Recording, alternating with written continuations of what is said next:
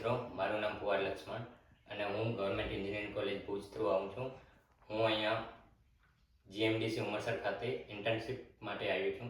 તો હું તમને ડમ્પ મેનેજમેન્ટ માટેની એસઓપી સમજાવવા માંગુ છું.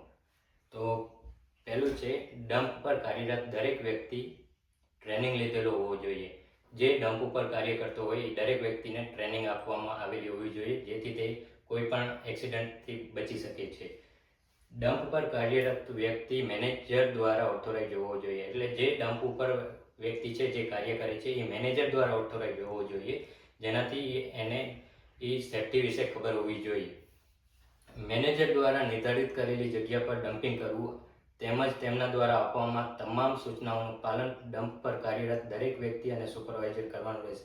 એટલે કે મેનેજર દ્વારા નિર્ધારિત કરેલી જગ્યા પર જ ડમ્પિંગ કરવાનું રહેશે અને તેમના દ્વારા આપવામાં તમામ સૂચનાઓનું પાલન ડમ્પ કાર્યરત પર દરેક વ્યક્તિ અને સુપરવાઇઝરે કરવાનું રહેશે.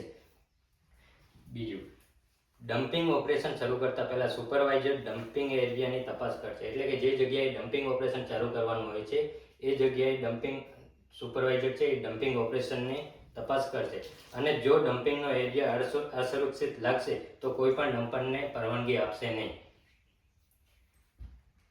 ફેઝથી ડમ્પયાર્ડ પર જવા માટેનો હોલ રોડ મેનેજમેન્ટ દ્વારા નક્કી કરવામાં આવે છે. જે ફેઝથી ડમ્પયાર્ડ પર જવા માટેનો હોલ રોડ છે એ મેનેજમેન્ટ દ્વારા નક્કી કરવામાં આવે છે અને ઓવરમેન, માઇન્સ ફોરમેન, માઇનિંગ સરદાર, માઇનિંગ મેન શિફ્ટમાં ઓછામાં ઓછી 2 વાર ડમ્પયાર્ડની તપાસ કરશે. ઓવરમેન, માઇન્સ ફોરમેન, માઇન્સ સરદાર, માઇન્સ મેટને ડમ્પ ઇન્સ્પેક્શન સમયે જો કોઈ તિરાડ કે અસામાન્ય મૂવમેન્ટ માલુમ જાણે તો તે જગ્યાએ ડમ્પ રોકી દેશે. એટલે કે જે જગ્યાએ ડમ્પ કરવાનું હશે તે જગ્યાએ કોઈ પણ અસુરક્ષિત મોમેન્ટ દર્શાવવામાં આવે તો એ જગ્યાએ તેમ કામ રોકી દેવામાં આવશે અને એમને ઉપરી અધિકારીને જાણ કરવામાં આવશે.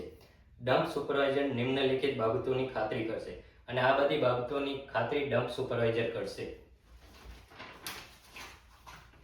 ડમ્પ પર પૂરતા પ્રમાણમાં લાઇટિંગની વ્યવસ્થા હોવી જોઈએ. CMR 2017ના રેગ્યુલેશન નંબર 175 મુજબ હોવી જોઈએ. જે જગ્યાએ ડમ્પ છે એ જગ્યાએ લાઇટિંગની વ્યવસ્થા સંપૂર્ણપણે હોવી જોઈએ અને જે CMR 2017ના રેગ્યુલેશન નંબર 175 મુજબ એને ફોલો કરવી જોઈએ.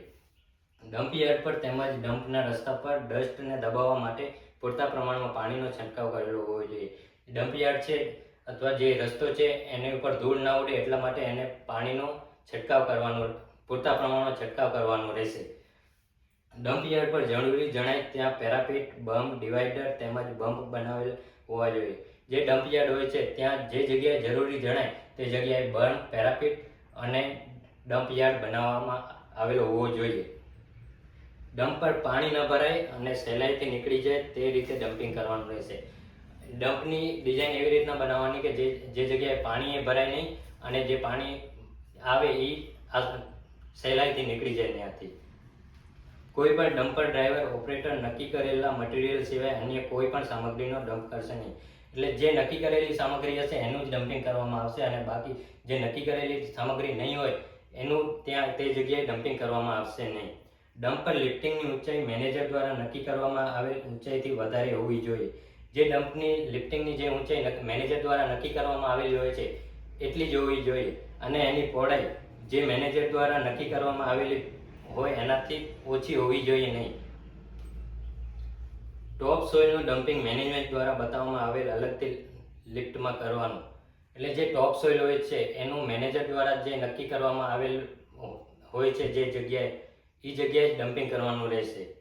જે સ્થળે ડમ્પિંગ બંધ કરવાનું હોય તેને ફાઇનલ ફિનિશિંગ આપી બંધ કરવામાં આવે. જે જગ્યાએ ડમ્પિંગ બંધ કરવાનું હોય છે તો તેને ફાઇનલ ફિનિશિંગ આપી અને બંધ કરવાનું રહેશે અને અજાણતા વાહનો માટે ત્યાં પ્રતિબંધ લગાડવામાં આવશે. તો આટલા જે કાળજીઓ હતી એ આપણે ધ્યાનમાં રાખીએ તો ડમ્પિંગ ઉપર થતા એક્સિડન્ટથી આપણે બચી શકીએ અને આ બધી જે માઇન વર્કર હોય એને આ બધી કાળજીઓનું ધ્યાન રાખવું જોઈએ. તો હું આશા રાખું છું કે તમને આ કાળજીઓ બધી ફોલો કરશો